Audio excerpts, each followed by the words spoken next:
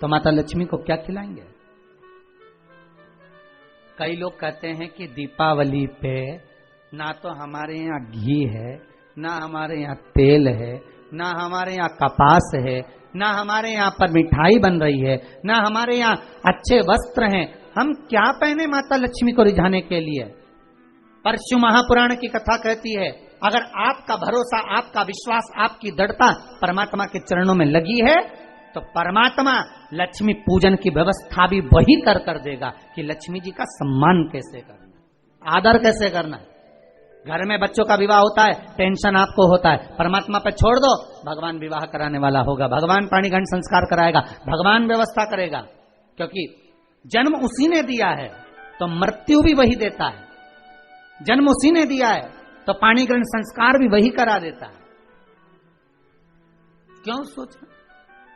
साहूकार ने कहा, बेटी तो इतनी जल्दी हिम्मत हार गई कि तेरे घर में कुछ नहीं है?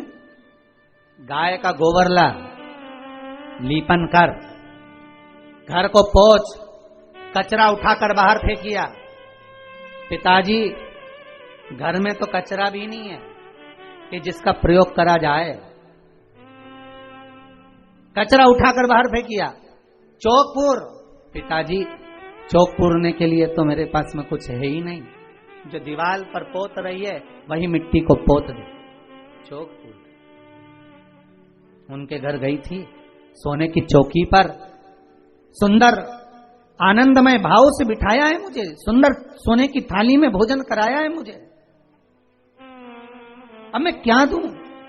पिताजी कहते हैं, अगर लक्ष्मी आपकी सहेली अगर आ रही है, बड़ी धनपति है, तो व्यवस्था भी वही करेगी। अब लक्ष्मी तो जाने की तैयारी में, सरस्वती उनके साथ जाने की तैयारी में, पर माता पार्वती नहीं गई। माता पार्वती ने कहा, आज मैं नहीं जाऊंगी। क्यों? आज मुझे अमावस्या का दिन है ना, इसलिए बेलपत्री के पेड़ के नीचे मुझे रहना पड़ेगा। तो माता पार्वती बेलपत्र के पेड़ के नीचे रुक गई। अब ये दोनों जाने के लिए तैयारी करी, लक्ष्मी और सरस्वती जाने लगी, साथ में उन्होंने गणेश जी को ले लिया, रिद्धि सिद्धि को ले लिया, और साहूकार के यहाँ जा रही हैं। जैसे ही साहूकार के यहाँ जा रही थी, इतनी देर में माता पार्वती को लगा कि इसके पास में जिमाने के लिए, रखने के लिए कुछ नहीं है। माता पार्वती ने एक चील का रूप लिया और उड़ती हुई एक राजकुमारी के हार को, रतन जड़ित हार को लेकर मां पार्वती गई और साहूकार के घर में उस फेंक दिया। साहूकार के दरवाजे पर जैसे फेंका, बेटी ने झाड़ू लगाते समय देखा कि कचरा, ये हार कहां से आ गया? पिताजी को दिखाया, अल्लाह मैं जाऊं, और साहूकार लेकर गया हार को। जो सेठ को दिखाया, महाराज ये हार तो करोड़ों का है, कोई साधारण नहीं। धन मिला तो सबसे पहले जाकर एक सुंदर चौरंग लाया, पाटा लाया, उस पाटे पर सुंदर वस्त्र बिछाया और माता लक्ष्मी के आदर की तैयारी के लिए सुंदर सुंदर घर में पकवान बनने लगे साहब।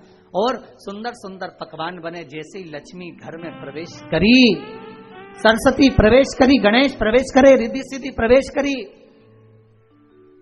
लक्ष्मी जी ने पहला संबोधन कहा, क्यों सखी, तू तो कह रही थी कि मेरे पास में कुछ भी नहीं, फिर इतना सारा सामग्री कहां से आ गई?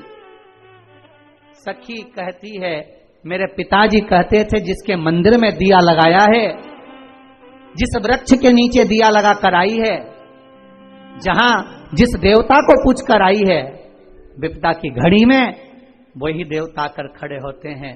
ना जाने कहां से हार मिल गया, ना जाने कब प्रसाद बन गया। लक्ष्मी जी ने ध्यान लगा कर देखा, आखिर पार्वती क्यों नहीं आई थी। समझ में आ गया कि एक सखी पूरी व्यवस्था करने में लग गई थी। ऐसी है मेरी माँ लक्ष्मी, ऐसी है माँ पार्वती, ऐसी है माँ सरस्वती। उनकी आराधना 3 दिन से आप पाटा लगाकर पूजन कर रहे हो। आज भी दीपावली का पूजन भी आपको ऐसे ही करना है।